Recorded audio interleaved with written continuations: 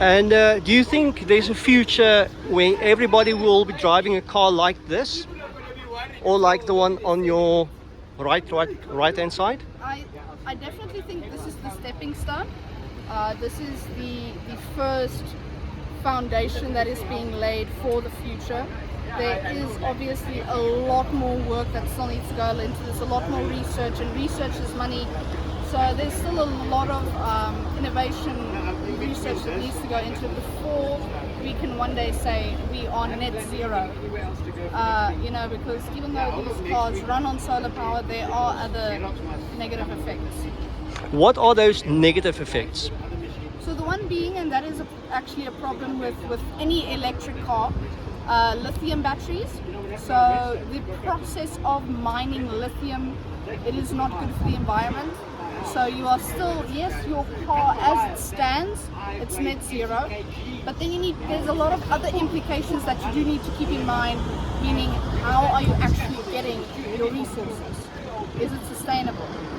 So, but yes, so that's what I say when I mean there's still a lot of research that needs to go into this. This is definitely the foundation for a sustainable future.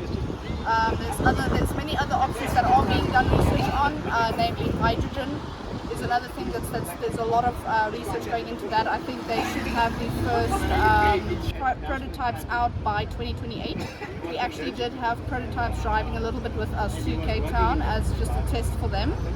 But yeah, the future is definitely, the sustainable future is looking good. There's still a lot of work. Yeah. Do you think a hydrogen based vehicle and a solar based vehicle can be combined into one vehicle to maintain going forward? That is actually a very good question. We have heard whispers by some of the other teams. The thing is, hydrogen is very tricky. But we have heard whispers from some of the other teams that they are looking into combining their cars with hydrogen for the next races. I don't know if the rules will allow it. The current rules say nothing against hydrogen, but we'll see what the next race holds for us. Oh, because that falls under innovation. Exactly, yeah. So I mean, even if they do not allow it in the Challenger class, this Challenger class is strictly actually solar, and it's very streamlined. It's the research directive basically, and then there's the innovation class that leaves that room for that innovation, for that creative thinking, and that. So hydrogen would probably, if it does form part of our solar challenges, it will definitely be going into the innovation class.